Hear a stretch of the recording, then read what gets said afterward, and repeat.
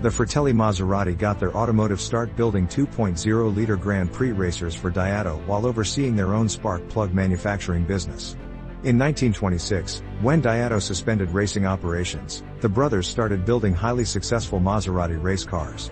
To improve profits and ensure funding for their racing efforts, the brothers set about adapting their winning 1.5-liter racing engine and chassis for road use in 1941, with the resulting A6 1500 GranTurismo appearing in 1947.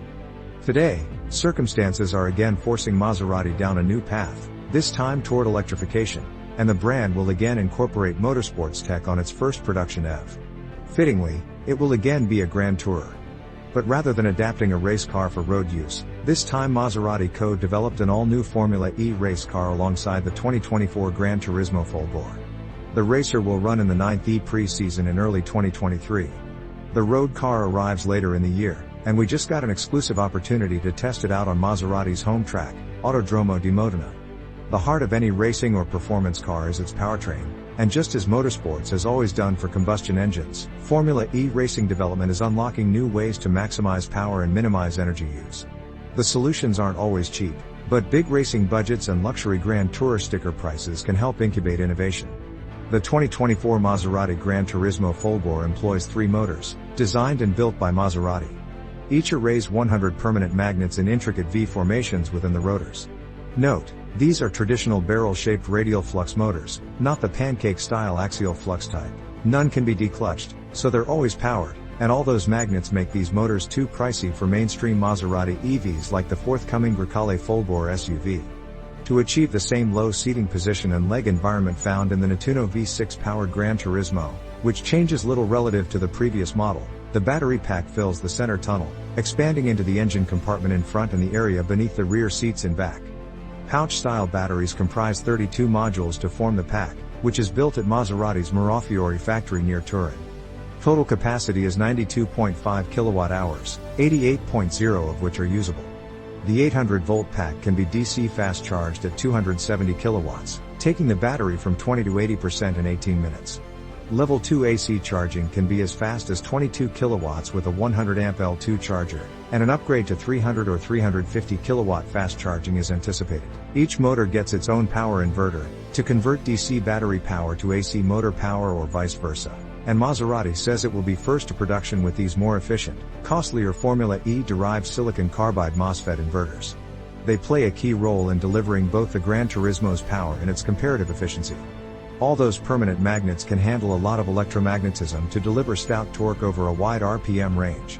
Each motor can deliver 402 horsepower and 332 pounds-to-foot of torque to the road. But the battery can only deliver 751 horsepower total, and then only for 30 seconds of continuous full power. Note that the system can recover a total of 818 horsepower worth of regen braking, and although the EPA has yet to get its hands on a 2024 Maserati GranTurismo Folgore for testing, the manufacturer expects a 250-mile rating, impressive given the car's size, long-legged gearing, and lack of a disconnect mechanism for highway cruising, which aren't a thing in racing. How fast? Top speed is 200 miles per hour, and the 2024 Maserati GranTurismo Folgore gets there with a single gear ratio by spinning the motors to 17,600 revolutions per minute through 6.90 to 1 gearing in front, 7.20 to 1 in back. The difference accommodates staggered 265/35 20-inch front and 295/30 21-inch rear tires. Even with such comparatively tall gearing, the battery and motors are stout enough to catapult the GranTurismo Folgore to 60 miles per hour in 2.6 seconds. Keep the accelerator on full bore, and the car hits 124 miles per hour in 8.0 seconds and reaches top speed in 32 seconds, just as the battery begins to reduce power. Designing the car for both ICE and BEV power from the outset means the only structural differentiation required is in the rockers, central tunnel, trunk floor, and front engine compartment. The Folgore is filled with electronics, motors, and batteries, so there's no frunk storage space. Suspension links are all identical, and height-adjustable air springs and electrically controlled dampers are standard on all GranTurismos, though the springs, dampers, and their programming differ between ICE and BEV models. Our December drive was entirely on the track to avoid Italy's mandatory winter tires, which would have kneecapped at limit handling. Pressing the start button on the steering wheel summons a deep basso thrum that seems as loud outside as the previous model's V8, though Maserati might lower the 107 decibel volume for production. Maserati engineered the sound to incorporate fourth-order V8 vibes. Inside, the sound becomes more pronounced in the more aggressive drive modes, and it rises and falls as appropriate when driving.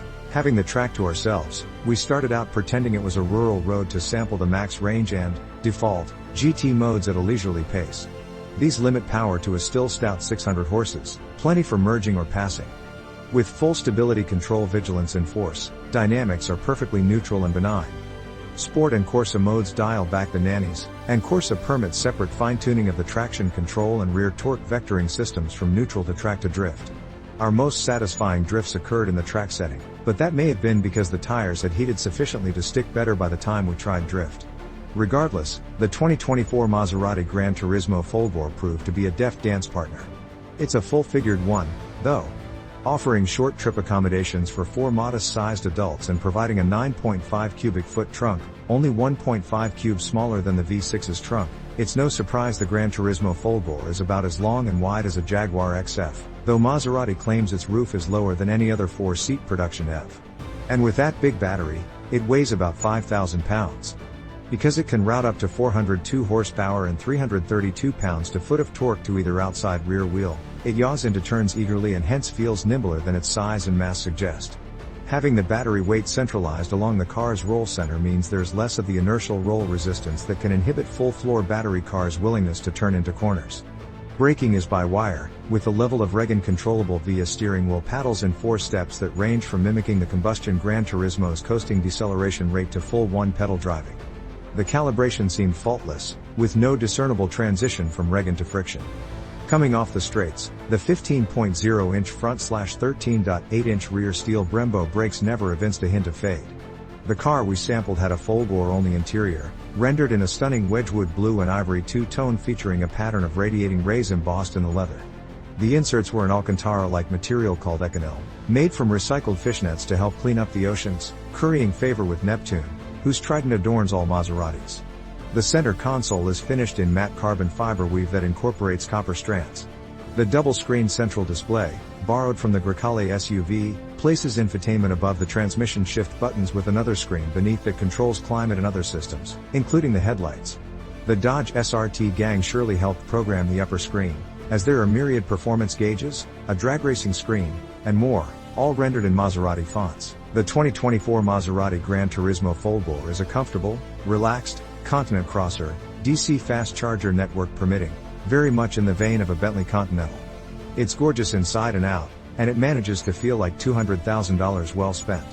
We look forward to spending more time in the 2024 GranTurismo Folgore as we approach its third quarter 2023 US launch.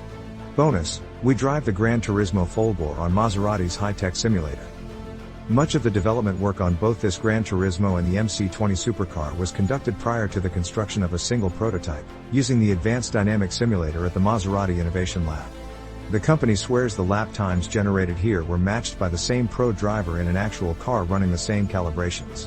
The sim rig perches a realistic cockpit atop a 6-axis lateral motion unit to generate acceleration, braking, and cornering G-loads. 3 angled actuators add pitch, dive, and roll, while 5 more shakers contribute higher frequency powertrain and chassis vibrations. Then there's a 5-point harness and seat cushion bladders that help sustain the impression of acceleration and braking events that may last longer than there's physical room to simulate via moving the cockpit. Naturally, there's a seamless 270-degree screen onto which photorealistic high-resolution graphics are projected, and vehicle and powertrain sounds are piped in. After lapping for real all morning on Maserati's home track, the Autodromo di Modena, the team loaded the programming for it and the 2024 GranTurismo Folgore onto the simulator, and I tried it for maybe a dozen laps. My hat is off to the Maserati driving aces who could divine chassis tuning changes in this environment, because while the cornering forces, especially in the tightest turns, felt quasi-realistic, I couldn't sense acceleration and braking performance accurately enough to gauge my speed using visual cues alone. As a result, I braked way too heavily into every turn on my first few laps. Later braking then resulted in spins and crashes I, thankfully, never experienced on the real circuit. Simulators all struggle to align physical motion your inner ear senses with the visual information your eyes take in, which frequently results in kinetosis, motion sickness, so the operators were highly impressed that this noob lasted so long without barfing. This simulation rig has been in use since 2013, and 2 more static simulators at the mill help provide hardware and the loop development of various chassis and driver assist systems as well as the user interface.